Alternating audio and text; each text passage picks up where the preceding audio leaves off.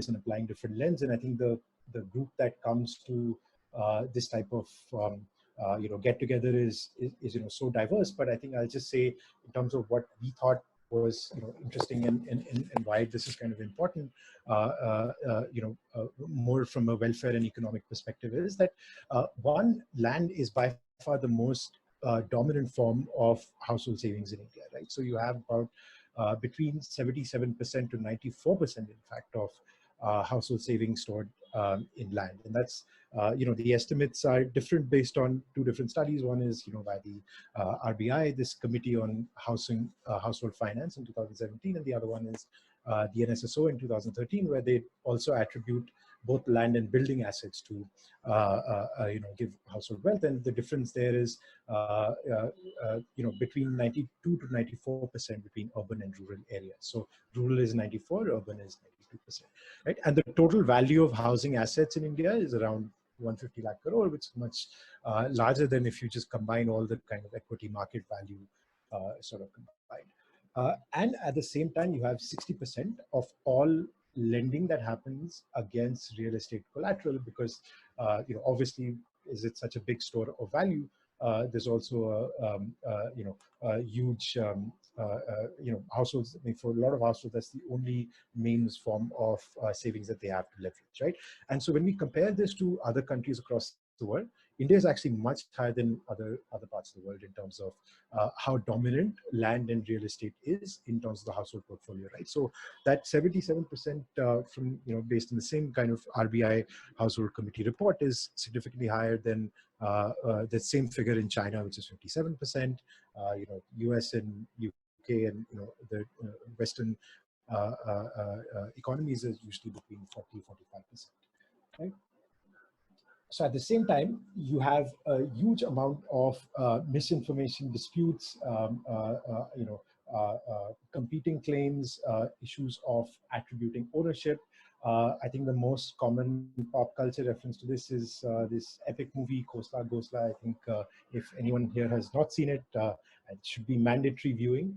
It's obviously highlighting the story about a Delhi property dealer who tries to kind of swindle, his middle-class family for a property that they're trying to buy, because they have, basically competing encumbrances, and the person, Anupam Kher's character who's trying to buy this property didn't know about the dispute before they went in there. So it kind of highlights the issues around misinformation pretty well. So what are we? So I think just to put it in broader context, right? So in India, we have a system of titling that is presumptive in nature, and the presumptive part is important, because what it's saying is that the state does not guarantee that registration of a transaction does not give you guarantee. State registration of a transaction for a property or land transaction does not give you guarantee of ownership. So what it means is essentially that if I register a new property, and I say I bought it from XYZ person, the state does not say that I am ultimately the true owner necessarily, right? It's just that the state is guaranteeing that the transaction took place from A to B. It is giving no opinion on whether I was originally the, or the seller was the original holder of the title to that property, right? And a big part of that happens due to the, just the historical context in which we are there, and when, the country was kind of formed. You have a situation where land records have been going back sort of many hundreds of years. In fact, Santosh mentioned since British times. Actually, it's even before that. I'll get into that a little bit later. But there are a lot of legacy issues that exist in terms of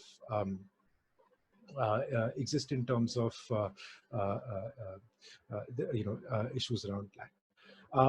Then you have, 2/3 of all civil litigation in India has been estimated to be around land and property disputes. Property cases take the longest to resolve, more than 20 years.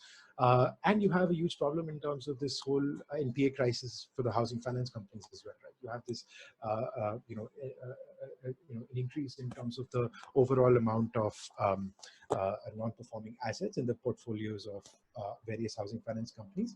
A part of it, obviously not all of it is due to the non-availability of land records or unclear land records, but a good amount of those disputes, those non-performing loans are as a result of that. So because of these issues, you have this inability for households to be able to leverage that kind of collateral, right? So they may have a land or property asset. So let's say you have, some kind of small shop, but if you run, like a kirana shop, you're not able to borrow against that.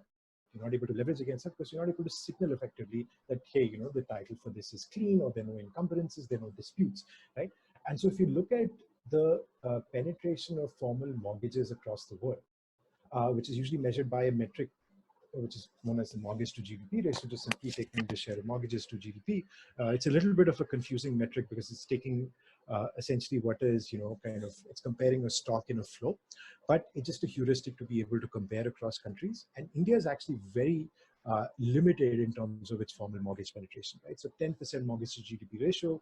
In China, it's 18%. In the US and UK, it's 55, 60, plus percent. And if you just see how vibrant the mortgage markets are over there, it's a pretty common kind of observation that you can sort of glean from that comparison. And so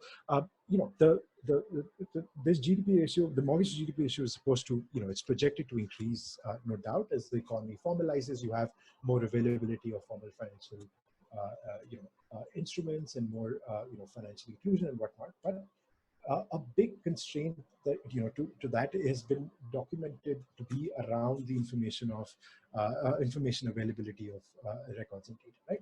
So okay, so now just to I apologize for people who are kind of veterans in this space. This would seem almost pedantic or very repetitive, but I think for the sake of people who are coming new to this space, which is I think what we also want to encourage, and we would love to see, because the challenge in the land sector are quite immense. And so the big part of the motivation in our discussion with NCore was also to be able to catalyze kind of a broader ecosystem of people and organizations working in this space, right? So just to take that macro view,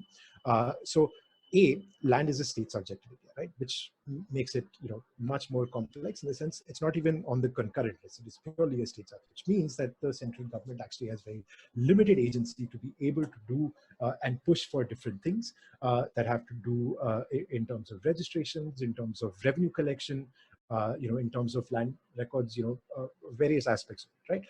So each state varies quite significantly, and just given the heterogeneity of India, how you had such diverse systems come into place kind of together, you have this really complex mix, right?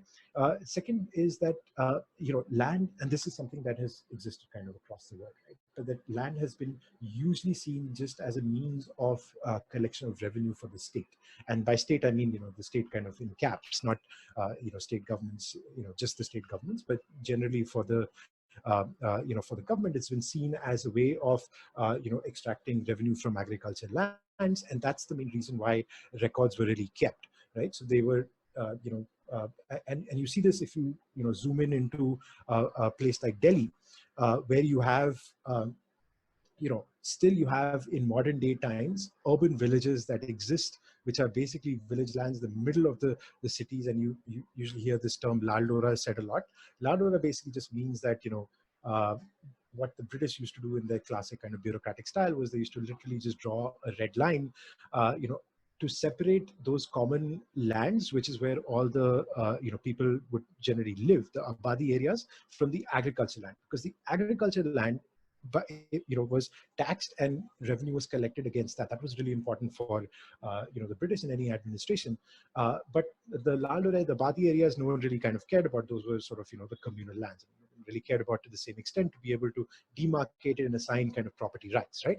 But today that's a very different reality, because at that point we had very kind of limited density. We had a very different set of economic circumstances than we have now. So now what the role of the state is in terms of management of land records is very different. It's in terms of being able to encourage more democratic participation in the formal financial system, to be able to leverage that, kind of collateral, to be able to have more efficient transactions, to be able to signal prices better, to be able to signal risk better, to be able to, reduce disputes, right, in the court system.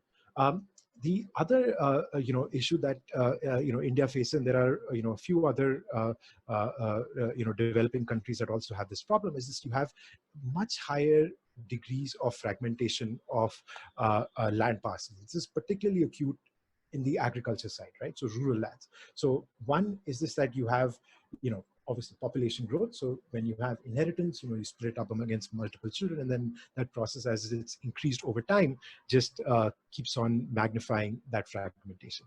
The other one is that you have a lot of these joint ownership kind of arrangements, within families, that you're not necessarily able, to capture with, because they may sign some kind of, informal type of, agreement, or they may just have, sort of verbal contracts within kind of families. But actually, if you look at it and if you go down, there will be, a lot of split in terms of the, what the ownership kind of, per se, of that land parcel. Then you have all the sharecropping arrangements. So you have multiple means and multiple informal means of assigning tenure and splitting up kind of land, which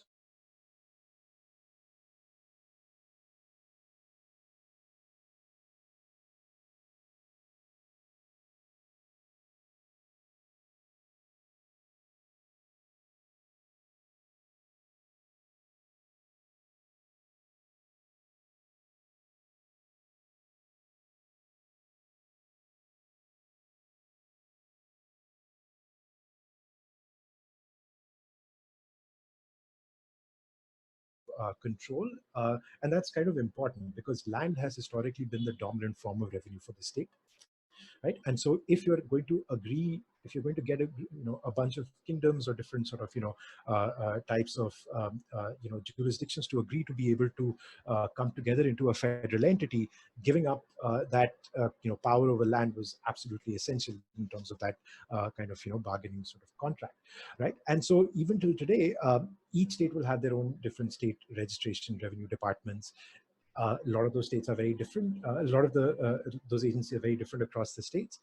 They have different means of doing land use planning, regulations around zoning, different ways of collecting revenue. So that revenue is also split between between the state authorities, which are the revenue departments, versus a lot of times municipal, either corporations or councils.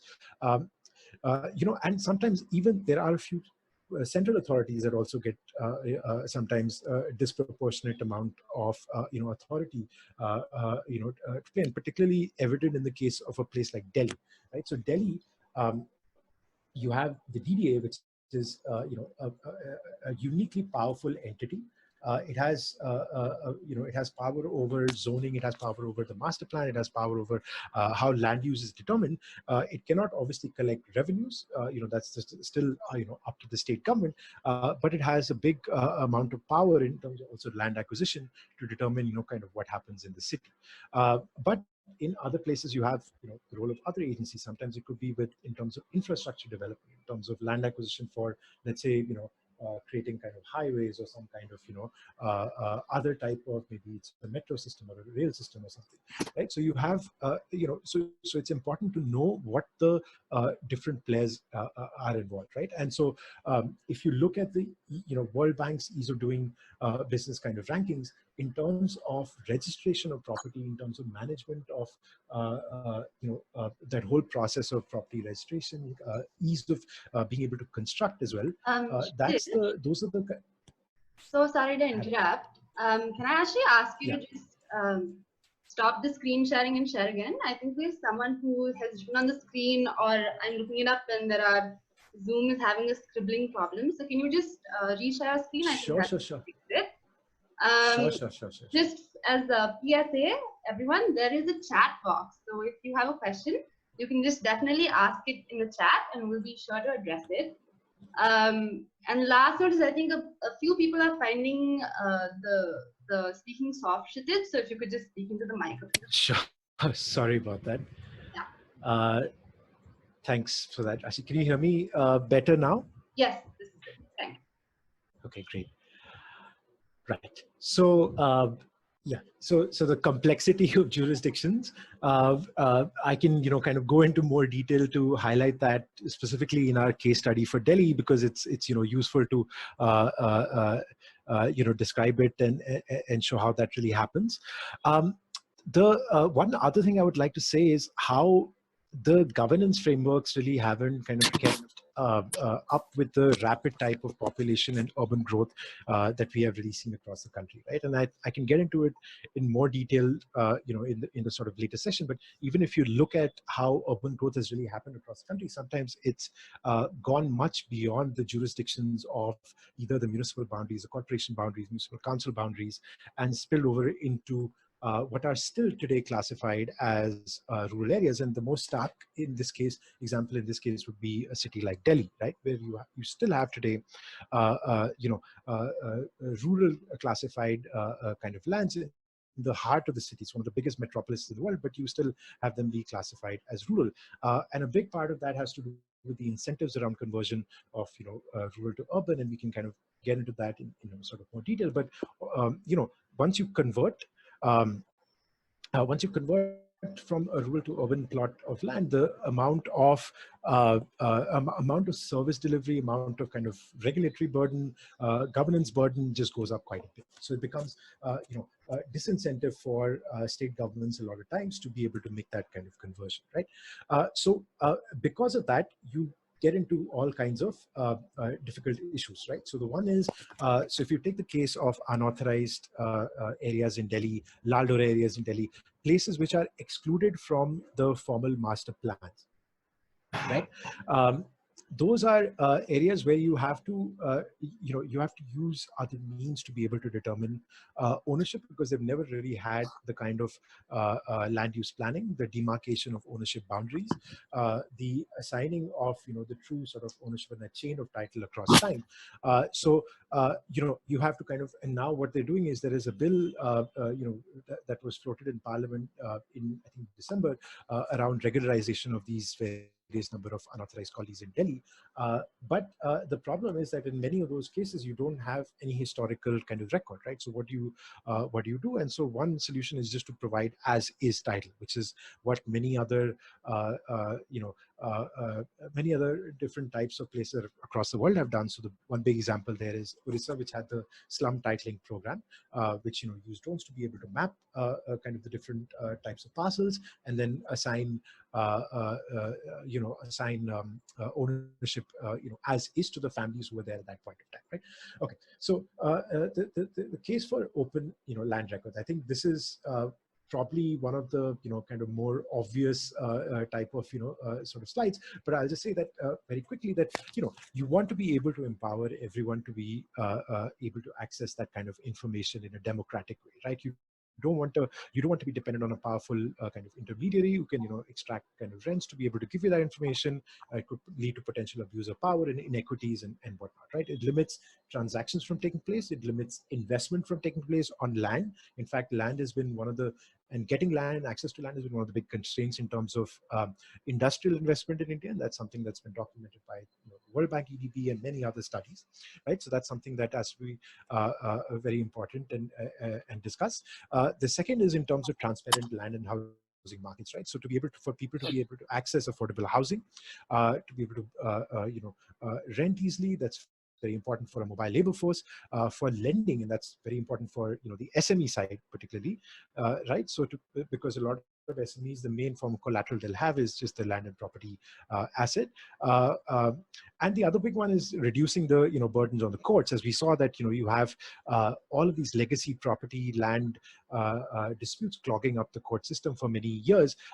These are the cases which take the longest to resolve. A lot of them go on for multiple generations. I mean, there are stories you hear about second or third generation families who are fighting the disputes that happen their grandfather, great grandfather, or whatnot, right? And then the last thing I would say is, I think for me, I see this as a kind of issue about intergenerational social mobility as well, right? That we have a situation where in India, a huge amount of pressure on the land, because we huge population on small, areas, particularly in a lot of the cities, where a lot of the, kind of labor markets really are, and job sort of opportunities really are. Given that we have very finite land in those places, which are, and most of them are historical cities, so they have, so they're not kind of new developments and cannot be developed in the same way as outside of, for instance, Manhattan was developed in terms of a grid with, that kind of planning. You really have to resolve those legacy challenges. You any public investments that are made in land by the state have inherently a disproportionate kind of benefit to certain landowners, at the expense of kind of others, right?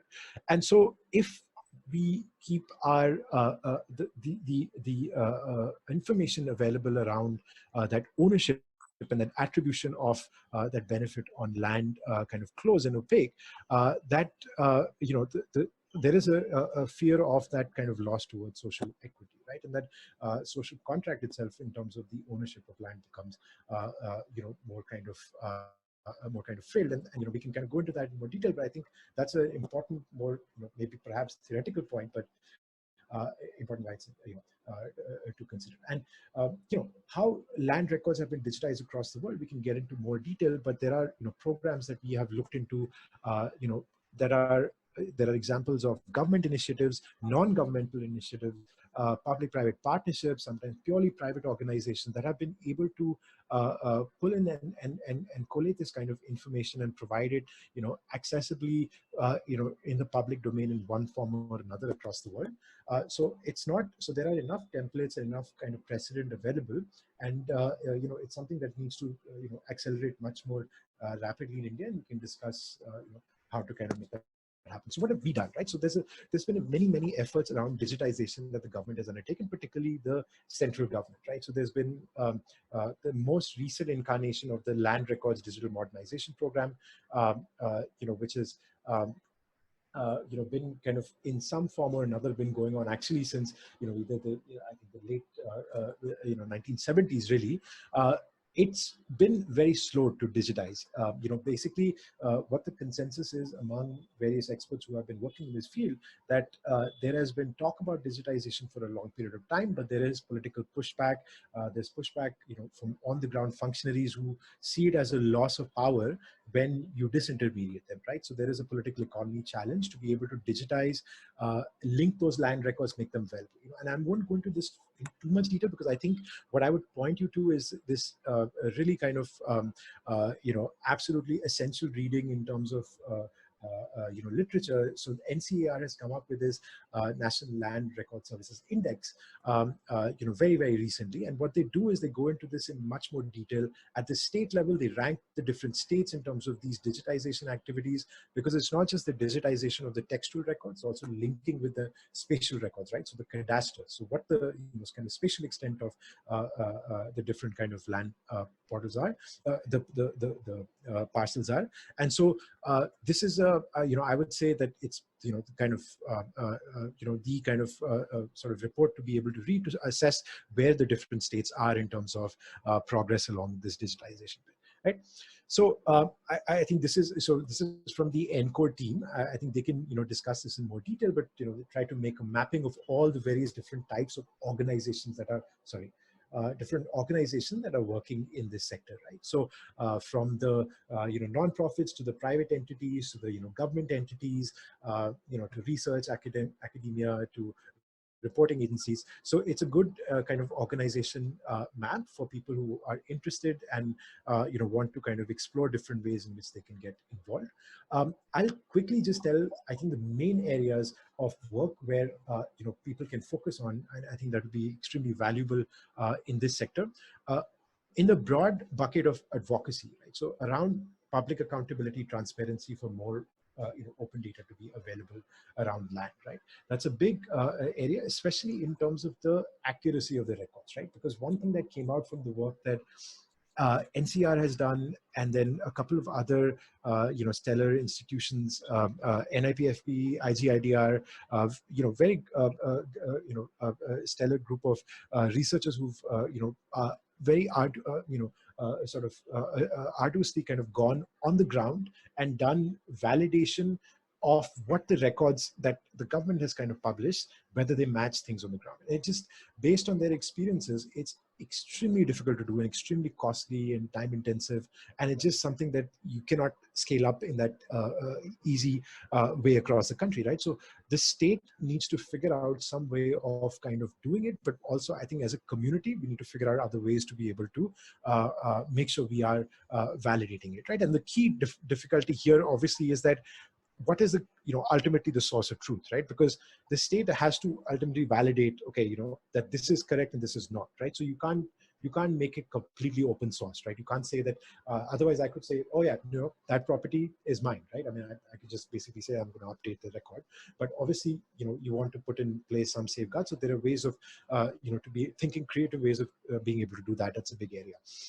The accessibility of those records, so making it, available on the web, maybe machine readable formats, linking it across the different agencies, because, as we said, the jurisdictional mapping is, quite important and it's very complex, and then updating them constantly, right? Because I ideally want to have this information available in a real-time way, because older sort of, because a lot of these urban land markets especially are very transaction heavy, right? And so what you might find, it might get, the information might get obsolete very quickly. So you have to make sure there is constant pressure on the agency to keep on doing that, right? Dispute resolution, which is another area, because we know that the courts are not able to handle this kind of huge load overall of litigation, but land property contribute a lot to those disputes. So ways to reduce that, right? From the tech data research standpoint, the digitization, the cleaning, and the linking of past records, right? That's a big area, because that's something you can't do anything about in terms of using technologies such as the next category, which is future registration of transactions, things like blockchain, right? Blockchain is essentially, it's, a distributed ledger. It's a way to have immutable kind of contracts, right? So it's an independent way to be able to say, okay, that this person actually did transact this property to from person A to person B. But the problem with that is that you can only do that with future transactions. You cannot clean up all of these legacy past issues that have been, going forward for so long, creating problems for so long, and are really the big, our big reason for all the issues that we are facing, right? In terms of data standards, right? So this is something, we've observed kind of across the country. This, I think, is exceptionally important. But from a public technology, public goods perspective, I would say that, creating a unique addressing format, right? So to be able to say, okay, this is a standardized way to be able to read and link addresses, because sometimes that's the only identifier that exists across various different government databases, right? So that's something that becomes very critical. Novel contracts, smarter arbitration or dispute mitigation, kind of techniques. So maybe there are people who are, passionate about trying out different technology tools to be able to, make this kind of happen. Is there something that we can do there? Lastly, which I think is actually a very important and big category, probably the most important, is just administration, right? So government, either directly through just, kind of, working on these kind of problems there, or through capacity support. Increasingly there are, different ways in which private agencies, non-governmental agencies are getting involved in terms of, either could be project management units, could be, consulting around capacity support, other ways of being able to kind of, help out and provide that capacity. Because as we develop as a society, the complexities of these governance challenges increasing in kind of an exponential way, right? So we need more of that expertise to be able to resolve those issues, for the state. There was a few discussion questions based on the RSVPs that we received, and I'm sorry, I've talked to, I've really kind of gone on for a long period of time, so I'll try to just, stop after this. But a few things I just wanted to kind of initiate there. One is on conclusive titling, right? Several people had questions around conclusive titling, particularly with regards to what the central agencies have been, kind of, putting out. So NITI put out a discussion paper around conclusive titling. There's been a lot of, things written in the, in the news about that. People have written op-eds. So I think my quick take on that is conclusive titling means that essentially the state has to take responsibility for any inaccuracy in historical title or historical dispute for title, which means that, if I end up, finding out that what the property that I had bought or the land parcel that I had bought ends up being disputed and the title actually belongs to someone else, I can seek compensation from the state. Right? So you can imagine, just given how poor the records are across the country and how many disputes there are, and already how clogged the legal system is, if you put in place a conclusive titling system in India today, it seems extremely unrealistic that it will actually be able to be implemented without perhaps something like bankrupting the sort of state governments, right? And that's something that has happened even in a place like the US. There was an example of how California tried this a few years ago, because even a country as sort of advanced as the US does not have a conclusive titling system, right? So is it really realistic for us to be able to think that we can get there? California tried it a few years ago, ended up actually bankrupting them because the number of claims that ended up being so high that they just couldn't keep, and they had to kind of back out of it. Potential for blockchain, again, the thing I'll say is that it's for future transactions, right? So to say that, just say blockchain whenever you think of land records, it's not going to solve all the legacy problems, right? All these types of things that exist in historical societies such as India, those are not going away anytime soon. So that's something I think very important to note, because many people had questions around that. So I really don't think it's a magic wand, but it could be one of the things that is perhaps considered, although I'm still not clear as to whether blockchain is the most efficient way to have that kind of immutability or not. But I don't know too much about it. We can have a discussion.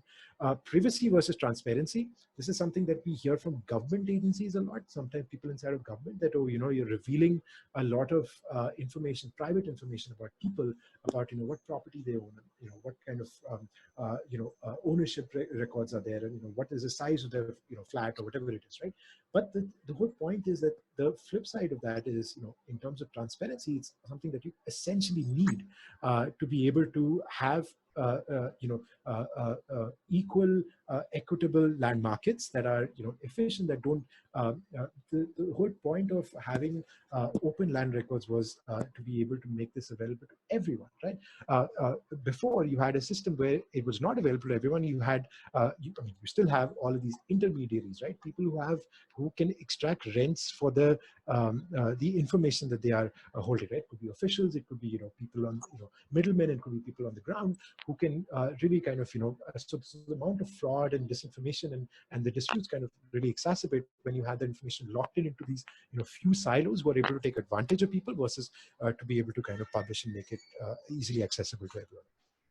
Politics versus administration. We can have a discussion on that as to whether we think that the challenges around land information, how much they have to do with the political side, because obviously there is a huge amount of overlap in terms of the electoral finance, especially in terms of land use conversions that have to do with political issues. So how much of it is that versus just administrative capacity to be able to digitize and make a lot of this information.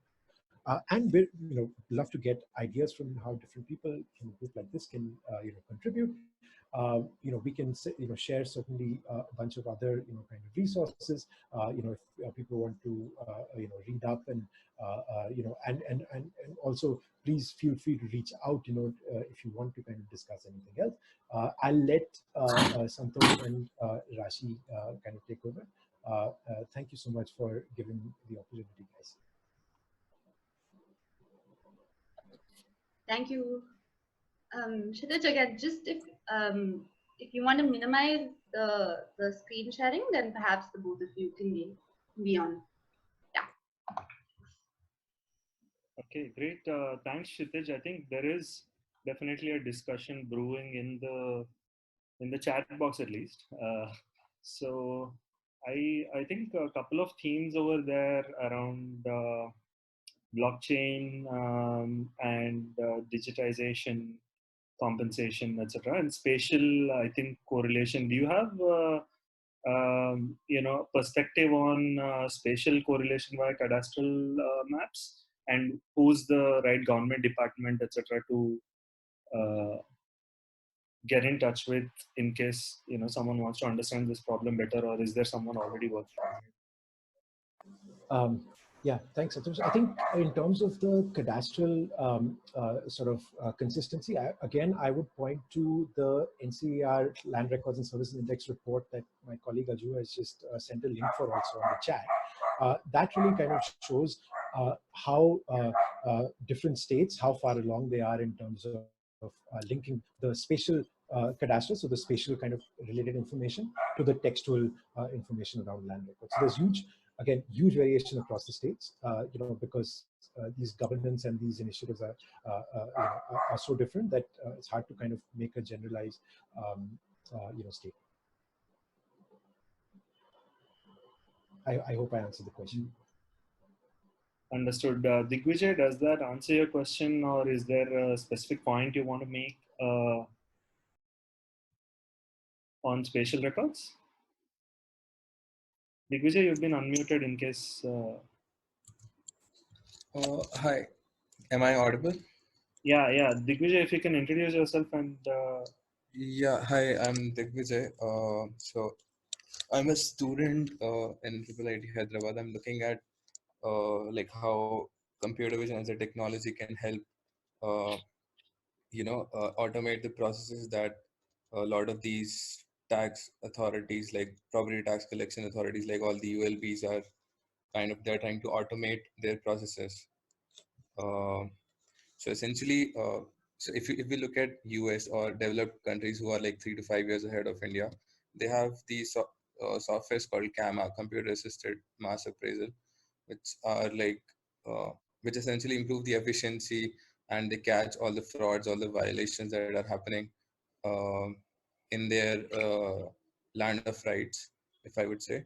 So how they do it, they use this kind of a change technology where they see, okay, between these two images across couple of months or 6 months or a year, the property has changed, and whether that person has particularly filed for the change or not, right? Or based on what plans he has submitted to the agency, is he working on the same, or does his property essentially comply with the plan or not? So all these kind of things which you can visually uh, correlate and essentially find out whether they are the same as mentioned in the record or not. Yeah, so that's the end goal. I want to understand more about how can we make Indian ULBs and Indian authorities reach that level. Yeah.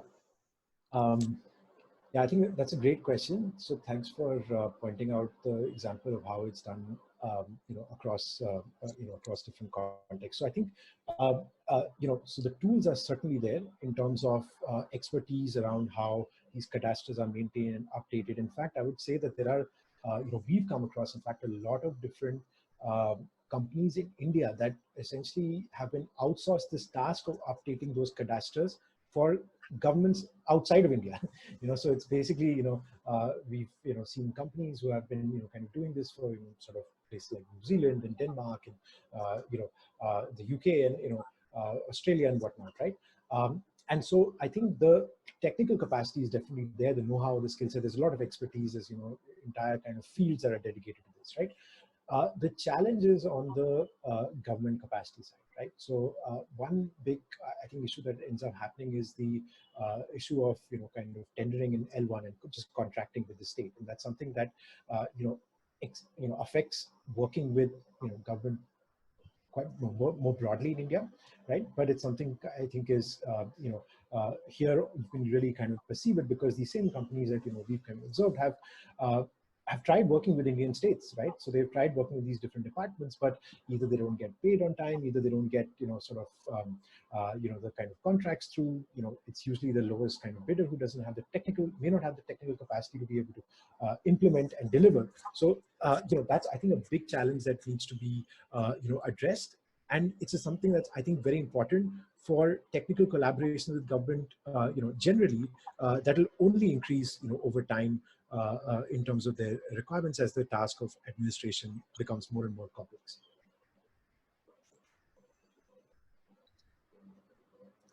Got it, Kshitij. Thanks a lot. Great, and I think it's a great idea, but yeah, I think devil is in the details. Is working on with government departments, I think will be particularly crucial on that. So I also wanted to Rashi, can you quickly throw us a poll so that it can give us a handle to go into further discussions? I think that would be great. And I know there's a question from HP and then Rohan, and I'm coming to you right after this. So if you can take just 5 seconds to just go through this poll, I think it will be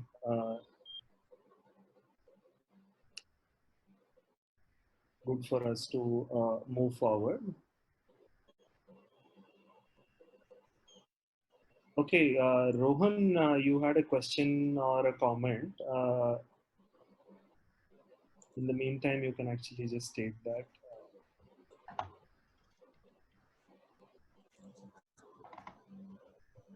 Yeah, hi.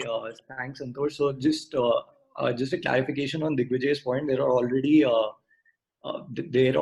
working on basically spatial mapping of cadastral records and linking it to ownership. One of the biggest experiments which is happening right now is on the unauthorized colony bill in Delhi, where they've hired 20 plus GIS agencies to essentially map the boundaries of unauthorized colonies and map the boundaries of individual plots within those colonies and then ascertain ownership. But it's not an isolated process. The process is intermingled with the entire application process, which the individual who wants regularization of his house is submitting to DDA. So they're using self-disclosure by an individual who seeks regularization, and also then mapping it to the boundaries of the unauthorized colonies, and also checking the boundaries of the plot as disclosed in the application by a person who seeks regularization. And there's also a level of cadastral mapping which they did in Orissa when they gave as is title to slums in Bhubaneswar. And that also had legal sanction because they incorporated drone mapping within the statute they passed in the Orissa Assembly. So if Digvijay is interested, he can look up those two case studies as well. The Delhi one is ongoing. We'll probably get the results in a year or 2 years because it takes 180 days for the applications to be approved. So we, sorry, just to again interject, we actually have the poll results. We had 29 people who polled, and so you can see the results on your screen. So I think that should help to benchmark the question. Yeah. Great, thanks so much. Yeah. Kshitij, we have a question from HP. I think it's around blockchain, and I know you commented on this a little earlier. If it's too specific, you can also take it offline, but if you have any reactions. No, I think it's something that you keep on hearing every time nowadays you mention land records, you're like blockchain, and it's like, it's the answer, right? It's the magic one. But I mean, again, I think the fundamental problem is blockchain only can be utilized for future transactions, right? So if I today want to get a registration for a new property transaction, and there is a system of using blockchain that works, right? But like if I want to buy a plot from someone else, let's say, right? But I still cannot attribute that seller is still the original owner of that property, because you have all of these historical legacy disputes and irregularities in the land records that you still need to resolve, right?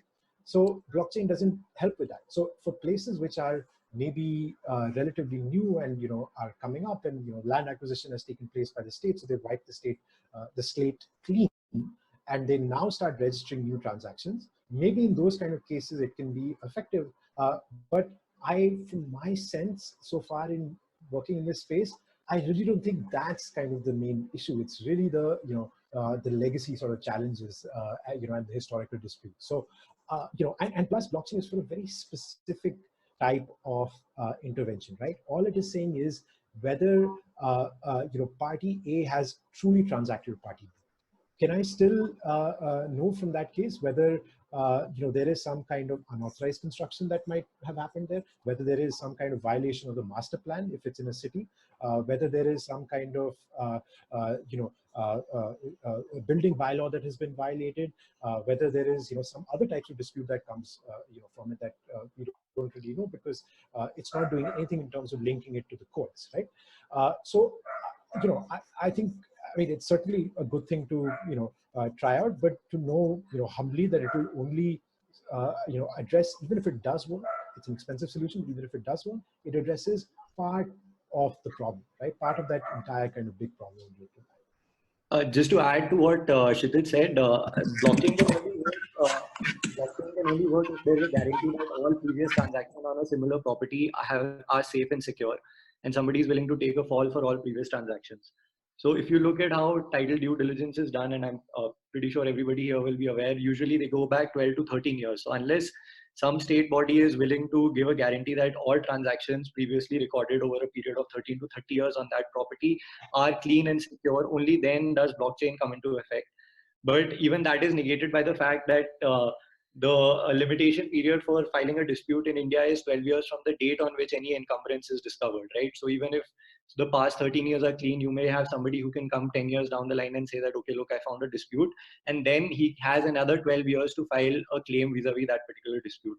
So unless the state is willing to rectify all these issues and wipe the slate clean and say that, okay, all records on as-is are clean going back 30 years, I don't see, like, we guys don't see blockchain as the ultimate solution right as of now in the Indian market.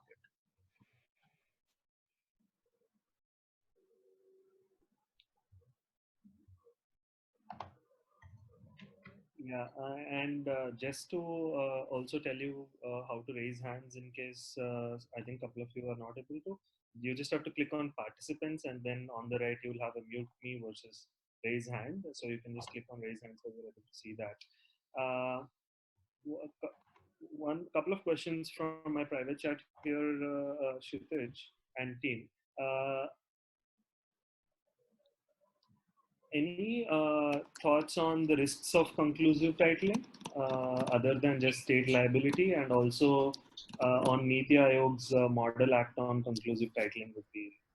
Yeah, I mean, look, if the state is able to, guarantee and say, for a fraction of the properties, we can be sure that we've done all the due diligence and it's, fine. I mean, I don't think there's anything, necessarily inherently wrong with that. It's just that we don't think it's that realistic, just given the scale of the challenges that exist. And plus, the other part is already the courts are clogged, right? So imagine if you start getting all additional competing claims as a result of what the state has given conclusive title to, which turns out that, people will start, maybe now, asking for liabilities. Can you imagine the situation later on where you just basically pass the baton to, the courts? So I think like it's fine, but it just seems like a real pie in the sky compared to where we really are in terms of reality on the ground today.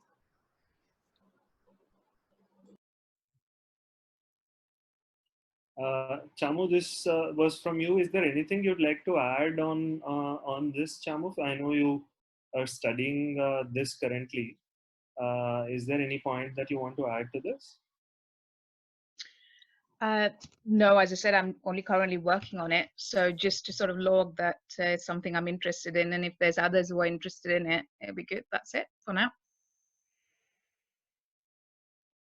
Yeah, Chamu is a faculty at University of Hertfordshire, in case some of you want to get in touch. One question, and I see Srihari's raised hand, and Shyam has been waiting as well. So one other question is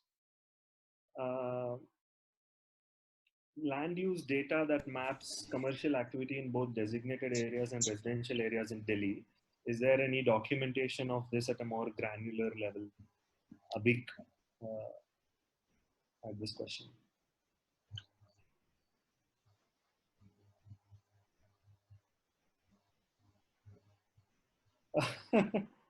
Rashi. Thanks, guys. That's why I was saying. Sorry about that. No, that's okay. That's okay. Yeah, thanks, Avik. I think you had that question from the RSVP forms as well.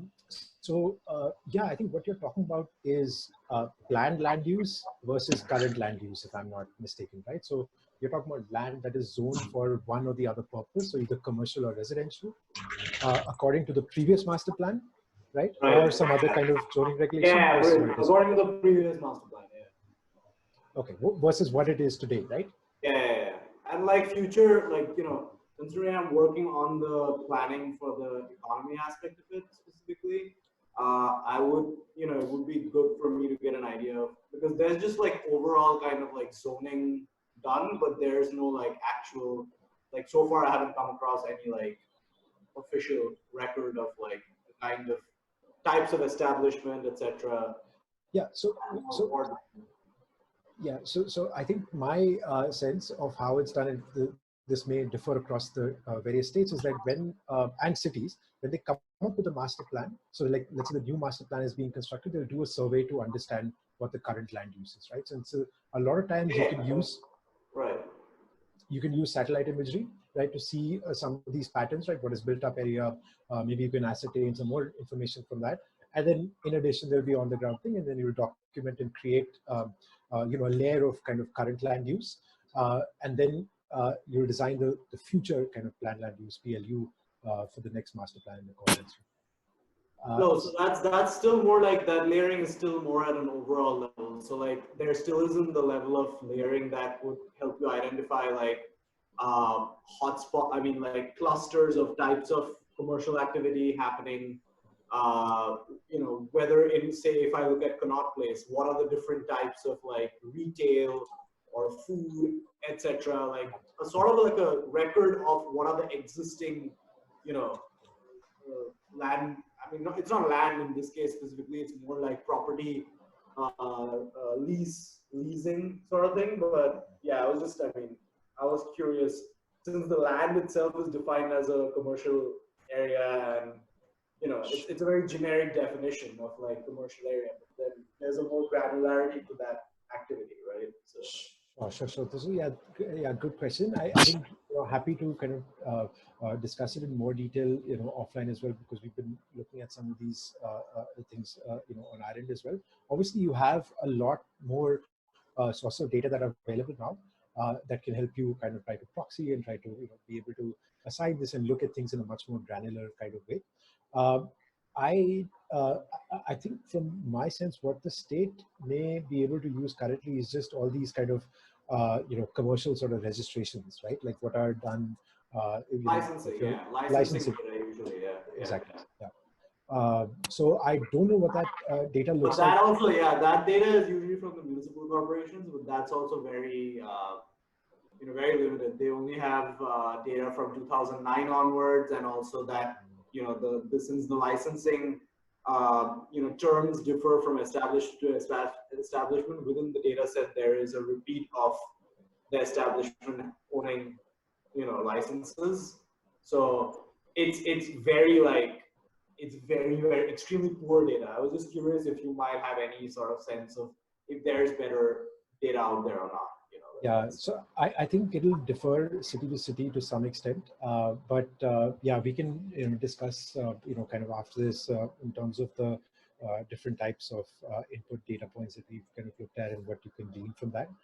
It also differs by use case, right? Because how granular do you really want to make it? Right. If you're doing planning for instance, infrastructure, right? Like if you're extending the Delhi metros, versus coming up with I don't know. Ways of managing fire related risk and building risk. All right. So yeah, I think it'll vary quite a bit, but I'm happy to kind of take it. Might get a bit too much. Okay, great. And I know Shyam has been wanting to say something. Shyam, if you have something to add to the ongoing discussion or a question, yeah, we'll go on for about 7 minutes with this discussion and jump into the next segment on the case study on Delhi for those of you who might still want to be around. But yeah, Shyam. Thank you, Santosh. Am I audible? Yeah. Yes. Yeah. So I just wanted to have some more discussion about blockchain because from a legal perspective, I'm a practicing advocate. I understand the legal record systems introduced by British to be pretty complex.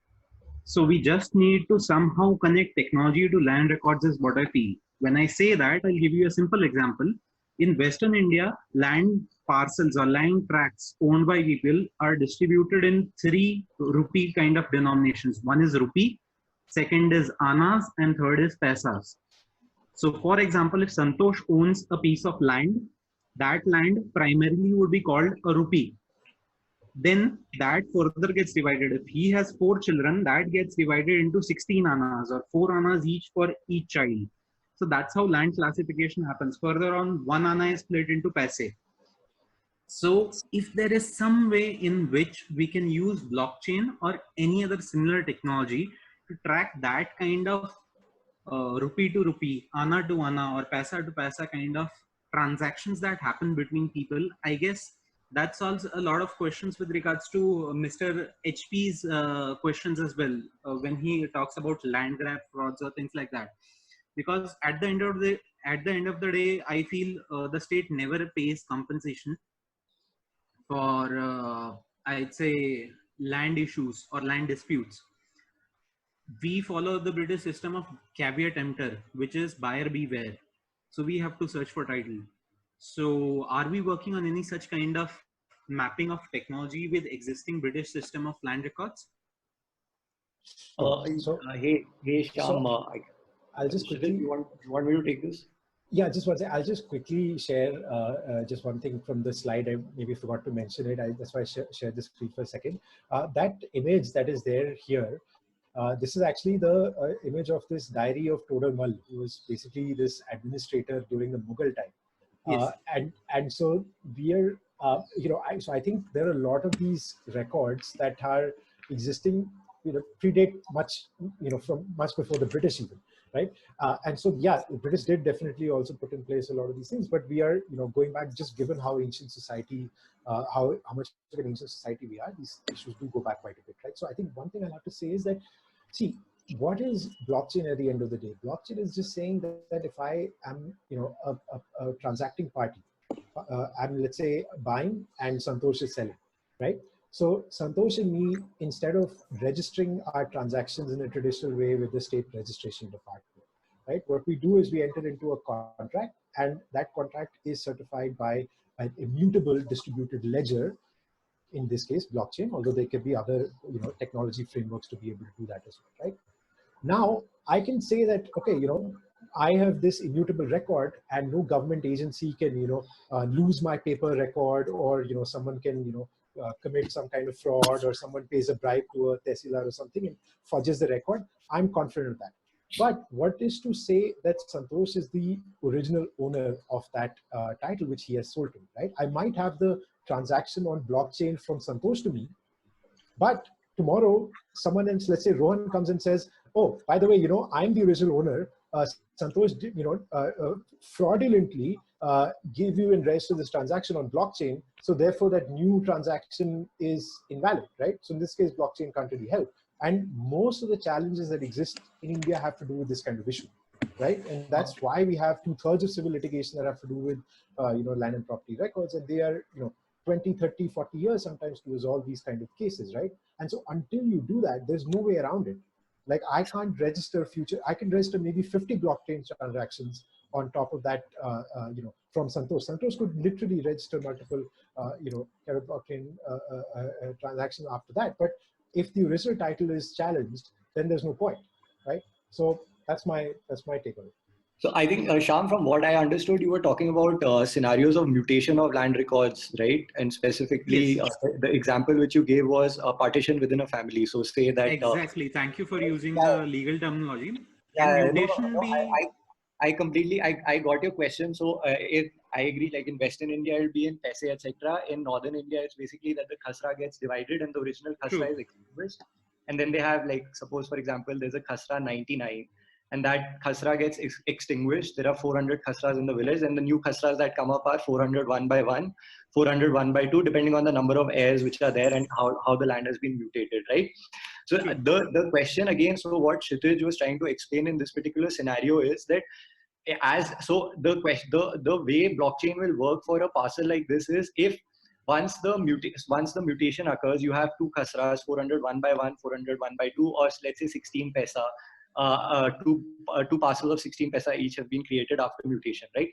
Now the question happens is, once the mutation occurs and then in the new land, the name of the new owner has been updated, whether the previous record on the basis of which the mutation happened is clean or not, right? And whether there are any other challenges vis-a-vis that previous record, right? Now the question regarding challenges vis-a-vis the previous record from which the partition has happened and then subsequent, there's a big loophole because of the Limitation Act, right? So now you have you have a scenario wherein, let's say that as of today you are unaware of any a claim or encumbrance on the previous land parcel which is being mutated on, right? But within, like, say within a year or 2 years or 4 years from the date of the transaction, let's say X comes on board and says that, okay, this parcel which was classified as 1 rupee has now been divided into 16 paise parcels. I had a claim on this particular land parcel, right? Because of X, Y, or Z reasons, it may be any document. He again has another 12 years to file a particular dispute and then reduce the claim of the subsequent heirs vis-a-vis that mutation, right?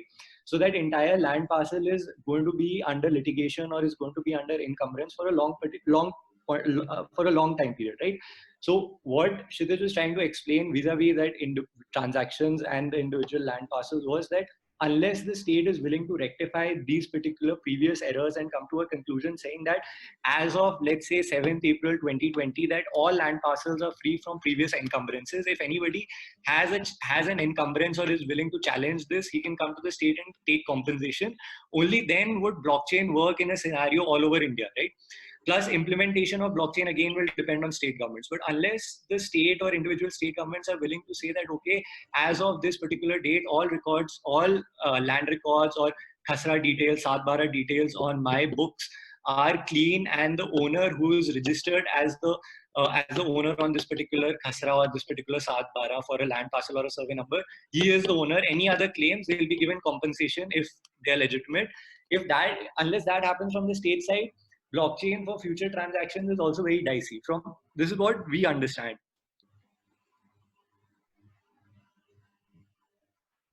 Okay. Just on the last point, with regards to the state coming in and saying all records are clean, caveat emptor, buyer beware, right?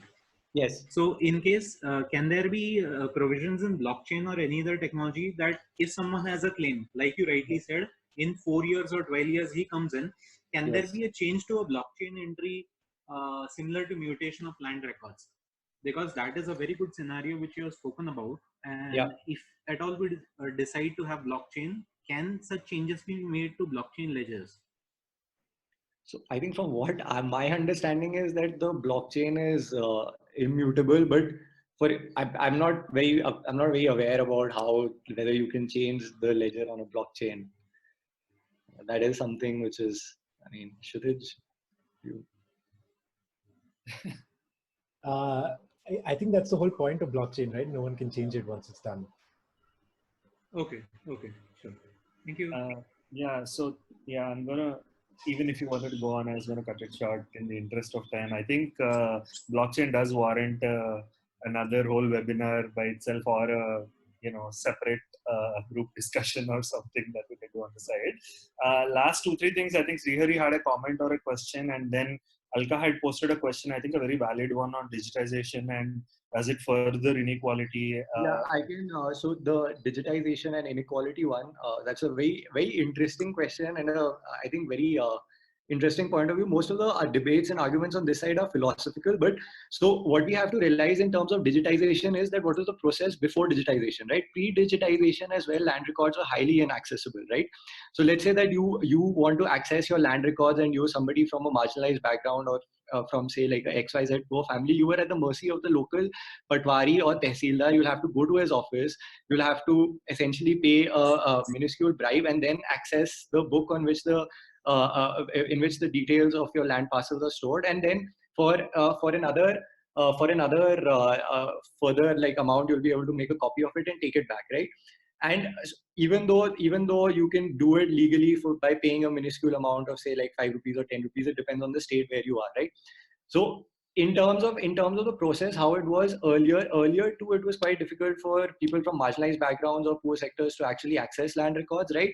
And it was relatively easier for, let's say, somebody who's rich and who wants to engage in land speculation and he has a lot of liquidity or cash on his hands to essentially just go bribe the tehsildars and patwaris and then access land parcels. In fact, so a lot of these big builders, for example, DLF, Hiranandani, or even big SEZ players like Adani at one point of time, Pipavav, Reliance, for example, they keep a lot of these patwaris and tehsildars on their rolls continuously, right? Especially in areas where they have a lot of presence and industrial presence, so that they keep on getting details on essentially who owns that particular land, where the land parcels can be consolidated with 3-4 players, and they can just go out and buy land from them, right?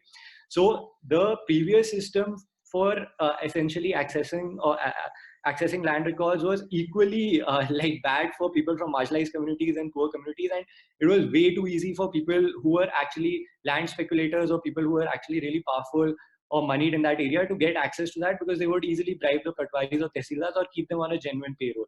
So what has happened with digitization is that it has made it, so what we believe, and again it can be a philosophical difference, is digitization has at least made as is access of information equal to a lot of extent, because somebody easily with a mobile phone connection and access to internet can just go on the website and access the as is record, even though a lot of times the record may be intelligible, the language may be such, there'll be Urdu terms, etc., which he may not understand, but access to the as is record is definitely easier than it was prior to digitization, right?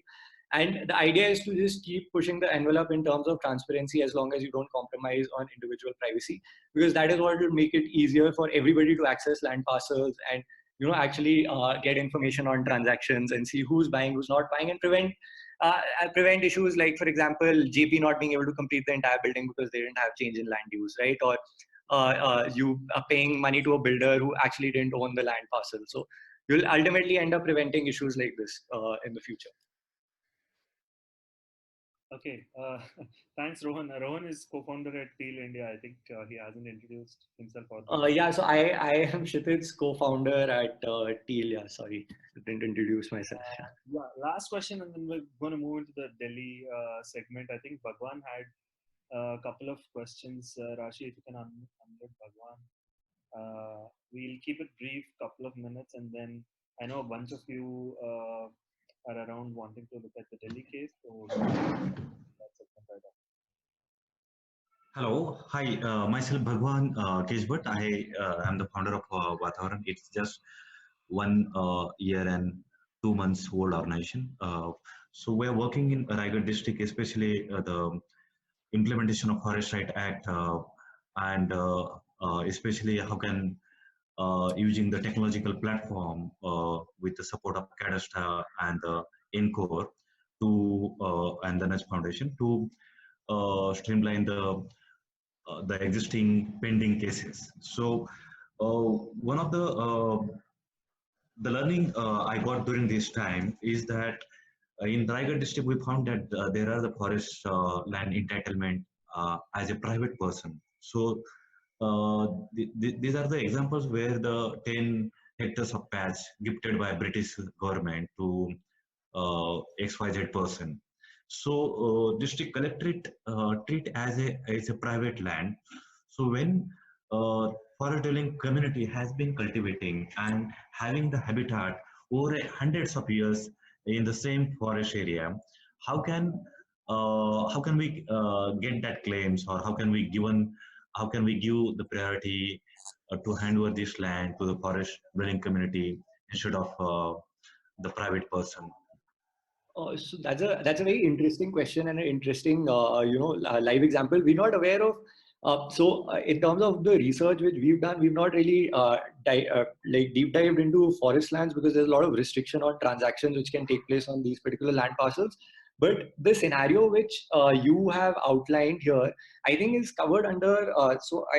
From what I remember, is I'm pretty sure you would know of it, the Forest Rights Act, which was passed in, I think, 2005 or 2007. So what it does, from what my understanding is, that the Forest Rights Act actually establishes ownership rights of traditional pastoral communities over the forest land which they've been utilizing for pastoral purposes over a certain time period. Now, I'm not aware of individual rules within the Forest Act through which whether you can actually access private forest lands which you've been using for pastoral purposes, but maybe they vary state government to state government wise. But this is essentially like a forest rights question. You'll find the answer probably in the Forest Rights Act and some of the notifications under those acts by various state governments.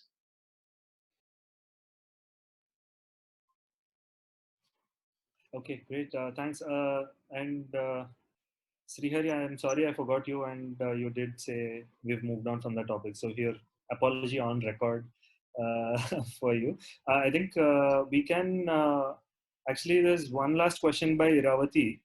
If it's a short, quick answer, I think we can pick it up. Otherwise, you can also take it offline, or one of you can chat here and send the answer via chat here.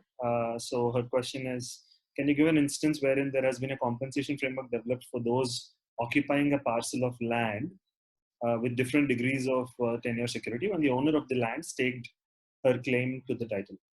Okay, so this is again this is a question which will depend state to state, right? Different states have different tenureship rights for people who are cultivating the land or people who are essentially cultivators and not owners of that particular land.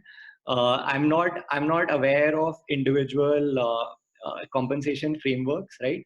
But in a lot of cases, so for example, like I think Kerala or one of these southern states was one of the first states which actually gave ownership rights to cultivators, and the landlord's rights were, the landlord was not one who was being given compensation for acquisition. But these are individually state specific, and you'll have to look at the individual state specific revenue laws. So I'm not aware of a live examples as such. Just to understand this question, are you talking about essentially encroached land? Is that correct?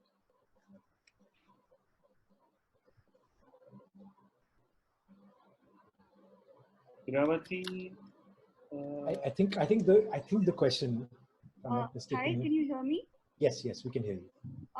Yeah, I mean, I'm also talking about encroached land, or say maybe in an urban area where there are people occupying land and they have different records which have different degrees of tenure security, who've been occupying that land for some amount of time.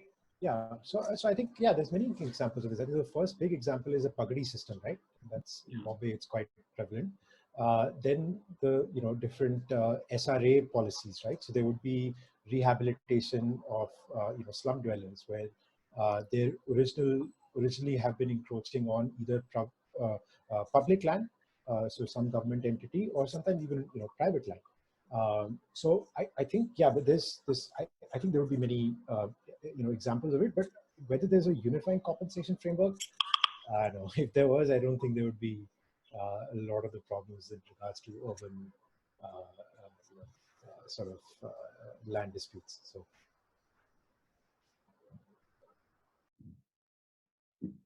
Great. Thanks so much.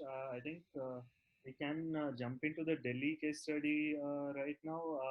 If nobody else has any questions or thoughts, just wanted to take a minute to just thank everyone in case a couple of you are dropping out for joining us here. And we went over time a little bit, but really wanted it to be more of a discussion and all of us get a chance to share our viewpoints and perspective and also discuss the questions here. So maybe a little bit of feedback for us timing webinar going forward. Thanks so much. And if you have any ideas you want to work on land records, I think Bhagwan is one person who we have helped launch from an idea stage as well. And I think if you have any ideas that you want to work on, develop, I think the idea is for us to kind of build a collective of people who are looking at the common problem. So do reach out to us. If it's technical, we'll promptly refer you to TEAL or a couple of others who are here. And if it's support in helping sort of create an organization or something, then we are happy to chat with you as well. So thanks so much for joining, and do hang around if you're interested for the next case study and data and so on as well. Thanks. Over to you. Rashi, did I miss anything? Oh yeah, I just wanted to add, if you want to be connected with the other people, who are on this call. Anyway, I think you may have seen the list already. I will be circulating a document after the call that has some of the reading material, feedback form, and also details, just LinkedIn profiles of the other people who are on this call. So if you don't want to be on that, please just let me know. You would have received an email from me, from the calendar invite, so you can just respond to that email. Thank you. Yeah, I think over to Kshitij for the next part. But yeah, I really enjoyed the discussion. I learned quite a bit. Guess my baseline is low, but yeah, it was useful hearing some of the ideas as well. If you have any ideas, especially on problem-solving role of technology, etc., I think Digvijay, I don't know if you're still around. Yeah, we'd love to connect after this as well and discuss how we can take it forward. Over to you, Kshitij. Thanks, Santosh, and thanks everyone. And I have to say that like I'm as far removed from an expert on these topics as there can be. So I feel already quite awkward to having taken so much time talking about it. But I'll be very quick in terms of highlighting some of the things that we had been working on in Delhi, which is where we actually got started in terms of land records and land information. And I would just ask my colleagues, Rohan and Aju, to kind of chime in on a few of these things, since they'll also have more familiarity with some of these aspects.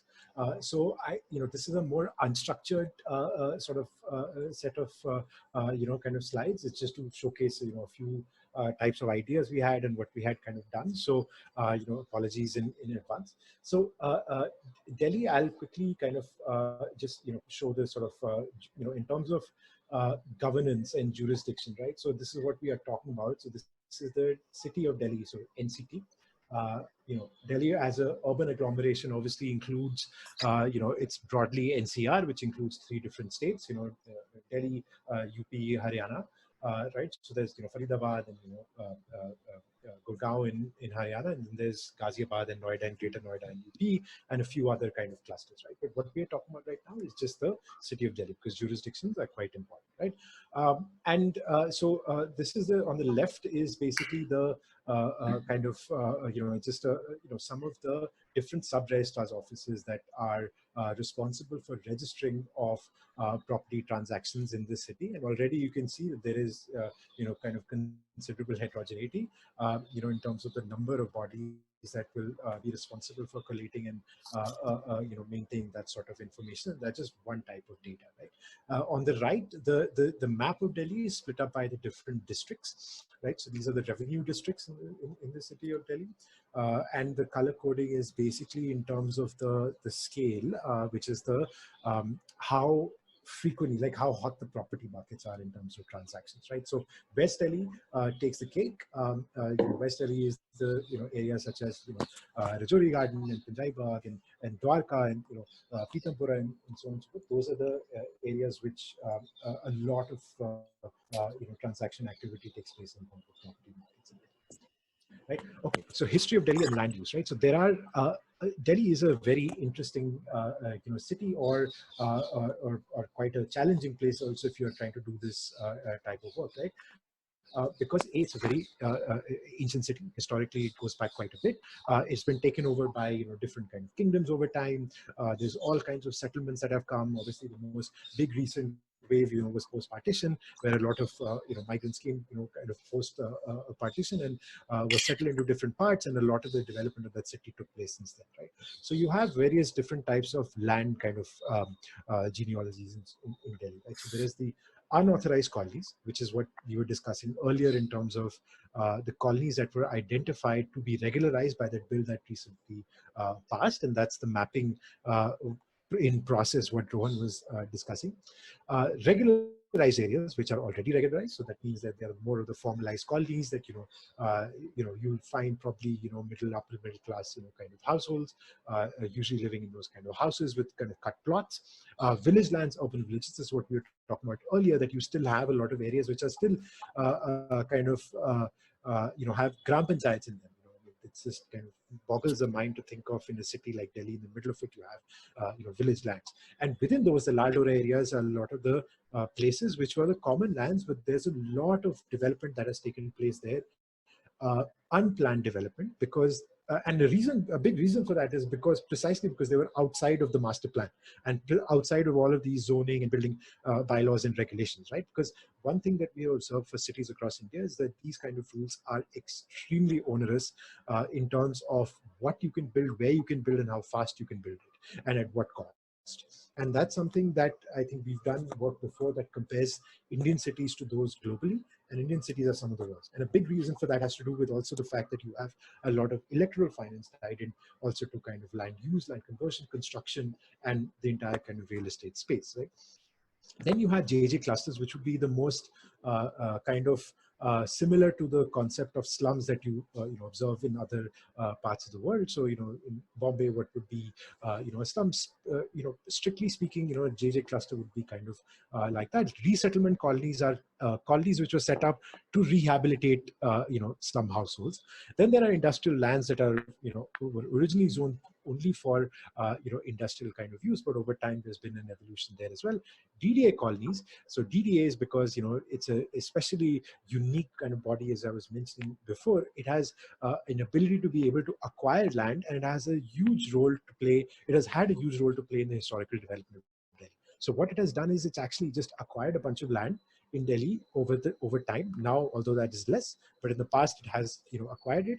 Parceled out the plots, sold them either as private plots in which households, in which individual housing can be developed by different people, or sometimes gone and actually just developed housing itself, right, with either NBCC or one of the other kind of public agencies, and sold the completed flats, right? So that's why DDA is in the business, and you see a lot of these DDA lotteries and assigning of kind of housing. And initially the intent of it was just to create kind of more affordable housing, but now it's even selling sort of higher a higher income category housing, which it's quite intriguing. Then the next challenge is assigning ownership, right? So for the first time in a lot of these areas, whoever comes and plays a role of being able to kind of determine ownership has to assign ownership for the first time that has ever been done in those areas, right? And that, I think, is what if you look at Lal Dora areas, for instance, right? I mean, people kind of developed, sort of constructed everywhere. So a lot of times these buildings will not have, fire escapes and, building setbacks, and sometimes, they'll, violate some kind of rules around, how much space to have in the, staircase or something, right? And they just, sort of chock a block, right? And they'll not have much space on the road, cars can't go and whatnot, right? But because of that, that's precisely the reason that they kind of come up so fast, is because you had this huge latent need for affordable housing in the city, in the right areas, right, in the heart of the city, right? And so, you had all these formalized rules to construction that made the cost of supplying that new construction very high. So people were kind of forced to, in a way, start, living in places which were outside of it, and the cost of being able to build and get access to that housing was much lower, right? So over time, there's been a gradual process of takeover where, some political change happens, perhaps, so let's say these areas start getting a political nature. They get enough sort of above a certain threshold in terms of political support, organize, and maybe, a new kind of party comes, or a new state government comes and says, okay, what, I'm just going to regularize a bunch of these areas, which is that I'm going to assign ownership maybe as is, or those means have also differed over time, but that's kind of what the central government has passed this bill recently to do, and DDA is a central authority, so it now has to assign this ownership for the first time in a bunch of these unauthorized colonies, right? These 1,700 odd unauthorized colonies in Delhi. But for the very first time, they have to go and say, okay, what is even the land parcel that you're looking at? What is the property demarcation? What is the property right? What is the access? What is the land use, right? So all that needs to be figured out. And there are, I mean, no one has good answers, because, I mean, first of all, it's very complex. In some cases, it's very, very hard to do, no matter what kind of perfect information you might have. But in a world where imperfect information exists and it's so prevalent, it's all the more kind of complex to do. And there's all kinds of political sort of resistance on the ground. And obviously, you can imagine, some of these land areas can be exceptionally valuable, right? So people will have greater sort of pressure to be able to let them go, or to contest it, or create kind of issues in the middle of that process to derail it and perhaps get some kind of benefit out of it, right? So We started, okay, so just very quickly, like in terms of the growth of NCR, I mean, the last sort of 40 years that we sort of can look at in terms of satellite, 40, 50 years we can look at in terms of satellite imagery, you just see the built up area has just kind of exploded, in terms of the city. And this is something that, exists about, for cities kind of across the country. But you can already see a lot of that spillover of that growth outside the strict NCT kind of boundary. And a big reason for that is a lot of the construction related rules, right? So you have restrictions on, for instance, height, which seems completely asinine given that, Delhi is one of the most dense metropolises across the world, but it still has a 4-floor height restriction in terms of construction, like a 15-meter height restriction, which is why you don't see tall buildings, right? I mean, it's very curious in a city like that where housing prices are already so high. There's a lot of demand. People need to, be closer to the kind of work. You have this restriction on what you can do in terms of vertical growth, right? And what that does is just spreads the city out, right? It just spreads it really spatially, leading to all kinds of environmental, issues, leading to kind of inefficiencies in terms of commutes and other costs of urban sprawl, right? So that's one big challenge that exists, but it also is the same set of pressure that leads to the growth of a lot of these kind of unauthorized areas, the types of whatever land you can find in the heart of the city, which is where the kind of more vibrant sort of labor markets would be for people to be able to live close to it, so that they can supply their services to be people who are cleaning, or people who are driving, or people who are gardening, or whatever set of people working in the food industry, whatever it is, right? There's a huge need for that, right? So what we did is we took the unauthorized colonies that were kind of identified, right, for this entire regularization process. We started studying them. So we started sort of looking at, okay, what has been kind of going on, across them. So this is one just example of, okay, how they distributed jurisdiction-wise in terms of the revenue districts, right? So they kind of map out across them. You can see it on the map where these different type of colonies kind of lie, right? Some of them are really in the heart of the city, as you can kind of see, right? And so those you can imagine would be kind of highly contested.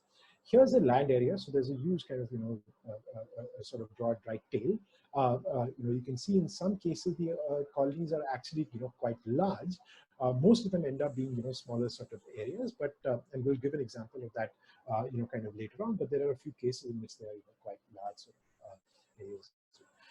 So 2002 and 2007 are 2 years we'll focus on. And the reason for that is because there were notifications that were issued, and I think Rohan can give more kind of clarity on that, about what certain thresholds of built up area needed to be at that point in time for that colony to be considered to be, regularized or not. Because what I think the heuristic that they used was that using as is satellite imagery, if it goes above a certain threshold of built up area as a fraction of the total area, say that it's, needs to be kind of up for regularization versus not.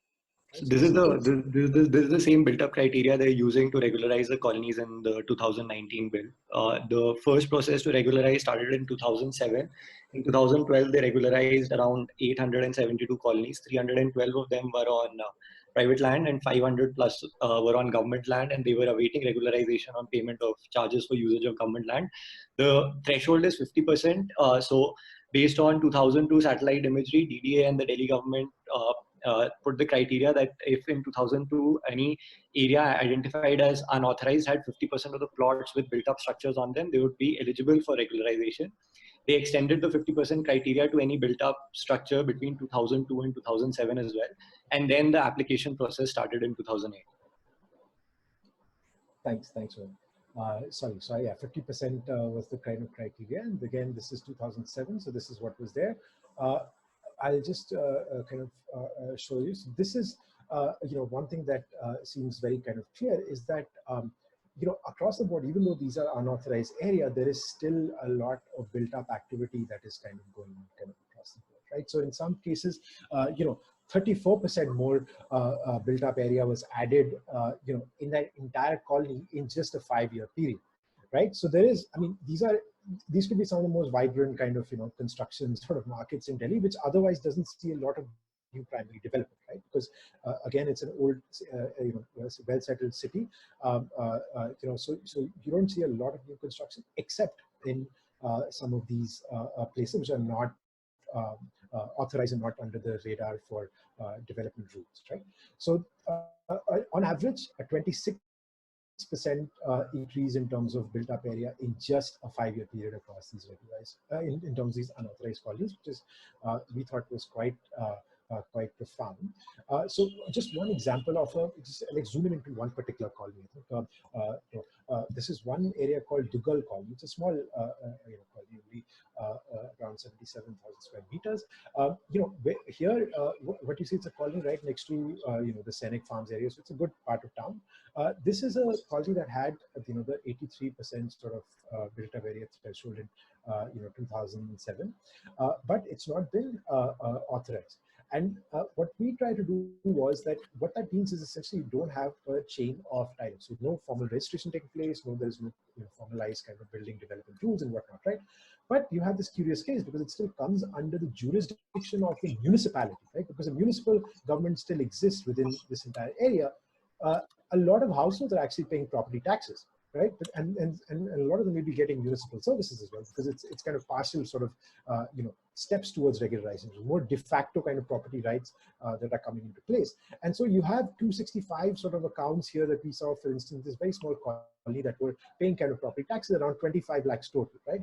So there are similar parallels to this in terms of the payments to the municipality, as also sometimes to utilities that are now being used as proxies by DDA to be able to assign that ownership for the first time in places such as this where it never existed before, right? So this is kind of the receipt of the property taxes that have been paid, and once you start seeing it kind of coming into play, you can start using more kind of specific data to be able to then say, okay, we don't know who has really true kind of claim to the land, but this is a partial way to be able to start getting towards that de facto type of ownership, right?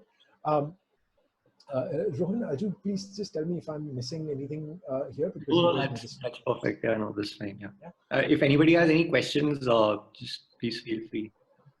Happy to. Yeah. And then I think I'll just quickly kind of also just say in terms of what I was saying earlier around the growth that is taking place across cities, right? Just to give you, because we have a little bit more time, I thought I would just be able to compare that. I mean, this is really the comparison of built up area in terms of satellite imagery from 1975 to 2014. You see this kind of complete explosion in terms of built up settlements across the country, right? So this is a similar set of issues that are playing out in many areas across across the board, right? Same thing in terms of nighttime lights, which basically can help proxy into what the kind of economic sort of type of activities that are kind of going on. You see the same thing in terms of that density taking place. This is a sort of a map from previous work kind of that we had done. And so one is that here on the left, you see, if you zoom into a city called Calicut in Kerala or Kozhikode, you see that the corporation boundary that is in black that was drawn in 1975 was kind of did a pretty decent job at being able to limit sort of you have to extrapolate as to what the built up sort of what the extent of the city was, right? So you saw that, okay, the city kind of it does pretty well. In 2014, it doesn't do. I mean, it's everywhere, right? Now your growth has kind of exceeded what the original sort of municipal boundary was, but you still have the same jurisdiction, because all of these areas that are in the vicinity of that corporation boundary are gram panchayats and exist in the same way even to today, including some of them, especially on the southern side, that have quite dense sort of built up areas and population, and are in many ways almost identical to what would be existing inside the current kind of core kind of corporation area. But obviously there is a huge amount of huge amount of pressure in terms of governance that takes place when you have to convert the rural local bodies to the urban local bodies, right? So to provide a bunch of things, including planning and zoning and things like certain types of water supply, certain types of permits for commercial activities, and so on and so forth. So these places haven't really kind of converted, right? And you see this happening, across the board, and that's something that obviously is an issue when it comes to service delivery and governance, right?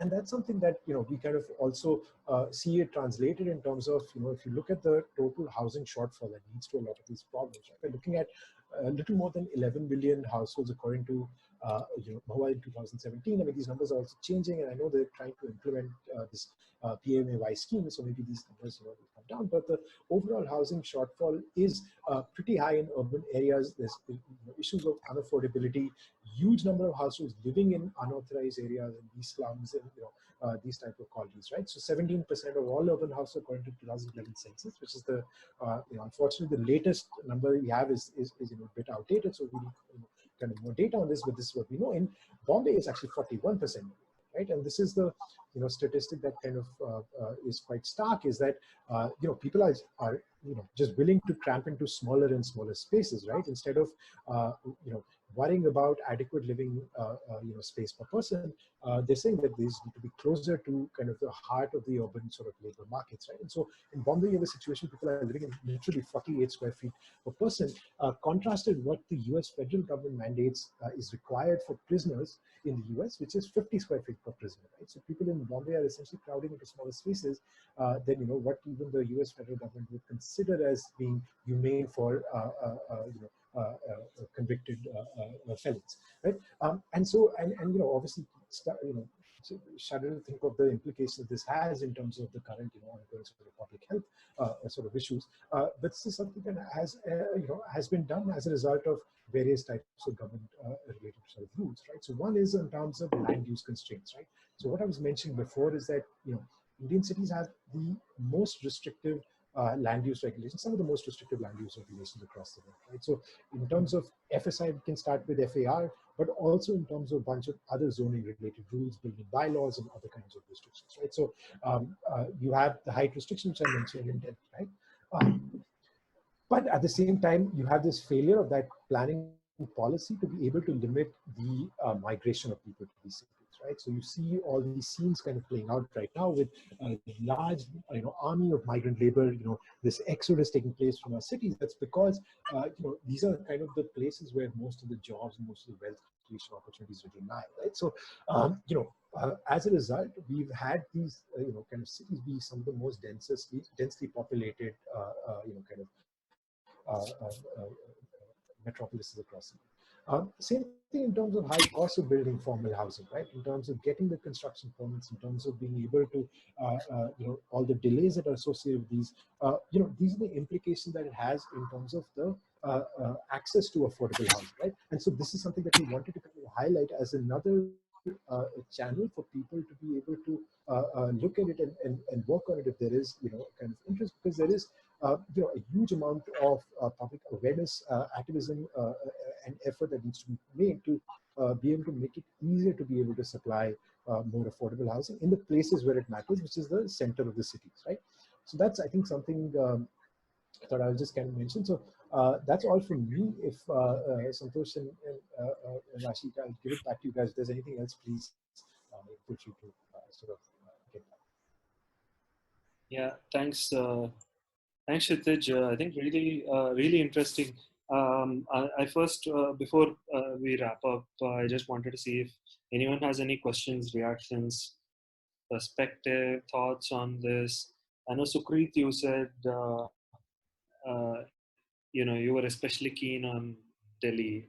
If there's something you want to add, please. No, I think that was a good session.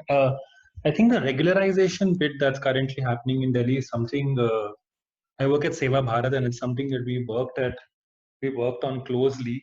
Of course, it's a good scheme and it's very beneficial, but it's also that we often see of technology as something that's very beneficial, but also when you do it this way, at that scale, you also realize it becomes very difficult for people to actually apply on their own. Even simple things like the website, for example, having a Hindi version, those kind of things didn't exist. and help desks were sort of very, very grossly undermanned. And as far as I know now, since the election has happened, there's very little that's happened on it. So it's just something that comes to mind when we think of these kinds of things. It's happened earlier as well. There was a provisional regularization that somebody here was speaking about, but it's not really gone on to do much. So I think that's a very valid point. In fact, when the scheme came out, they had said that there'll be 50+ help desks spread all over the city, and then post that as well, they started getting applications. The number of applications they've disposed of is quite minuscule, even if you look at the records which they've published. And even after the applications have been disposed of, there is no clarity on the number of conveyance deeds or allotment letters the DD has actually given out to the people whose applications have been positively disposed of, meaning that they've actually been given an as-is ownership vis-a-vis the land records. I think one of the biggest hurdles for regularization is that, so what basically the act, the Unauthorized Colonies Regularization Act, which they came out in 2019, was that it negated what the Supreme Court had said in the Suraj Lamp judgment, where they actually said that power of attorneys and general power of attorneys, sundry other documents, they won't be classified as ownership documents. But what this act is doing is that they're classifying these documents as something which will establish as is ownership vis-a-vis those particular land parcels. So they're also waiting on what the Supreme Court would eventually say regarding this entire regularization process, because the act was passed in basically a hurry so that BJP could get votes during the state elections. Unfortunately, it didn't turn out to be the case. But now that that ship has sailed, even DDA is being cautious in terms of implementing the scheme, because they don't exactly know what the Supreme Court will say, given that the act has totally negated what the court said in Suraj Lamp judgments regarding general power of attorneys, and unregistered documents being used to transfer ownership in a lot of these unauthorized colonies.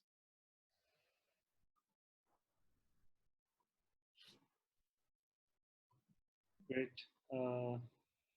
Yeah, no, thanks so much. I think it's been really engaging discussion. Thank you for throwing light on so many different topics.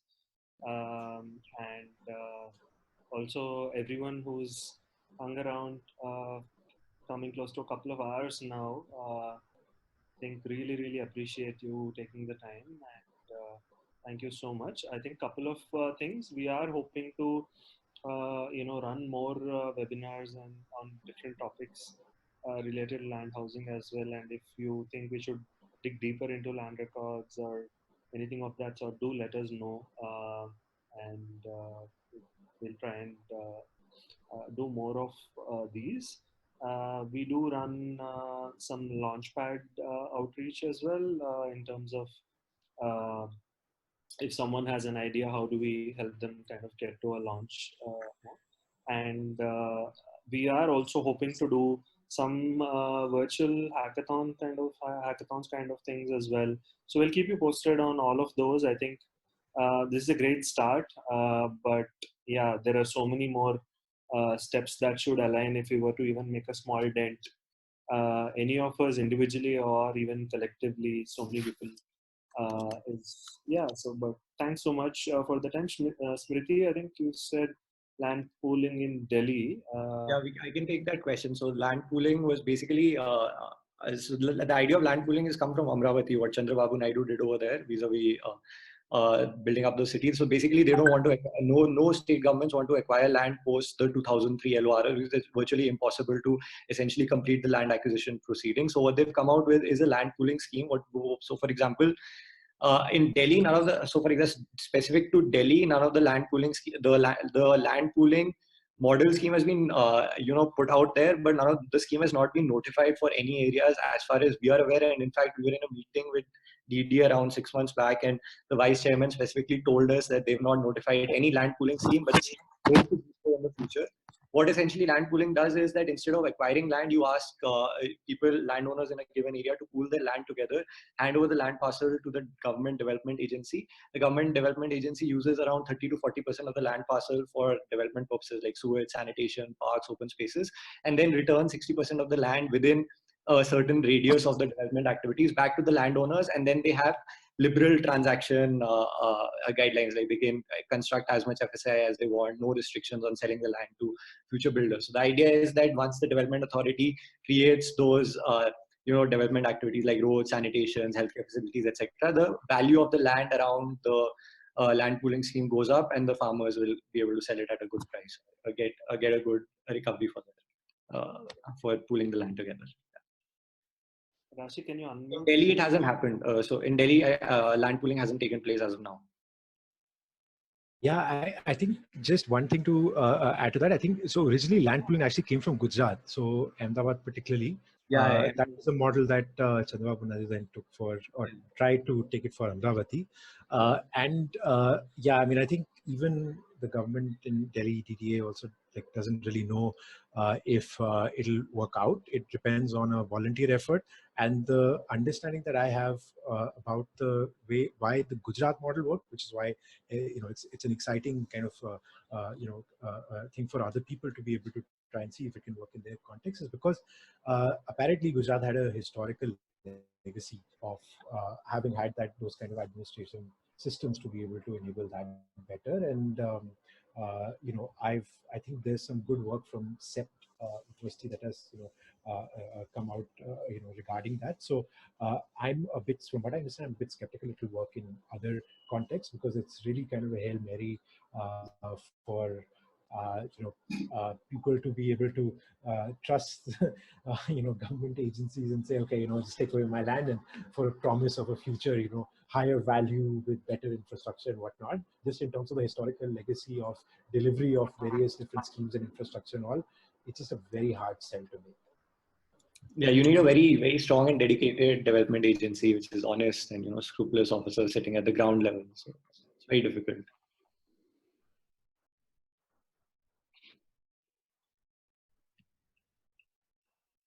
Okay, great.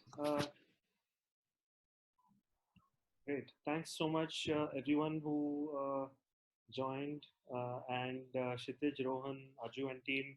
Thank you so much for doing this. I know it was quite a bit of work during crisis situation for you guys, but really, really appreciate. No, thanks for having us. We really appreciate you hosting it for us and just inviting us here to answer all those questions. I mean, it was equally interesting for us. So thank you so much.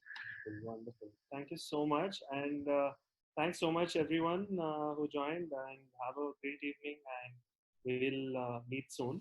I think Rashi will send across maybe the deck if it's okay with the TEAL team, and also some resources and readings that we found useful, and yeah, maybe get some feedback for us as well. And, yeah. Okay, great. Thanks so much, everyone. Bye-bye. Good evening.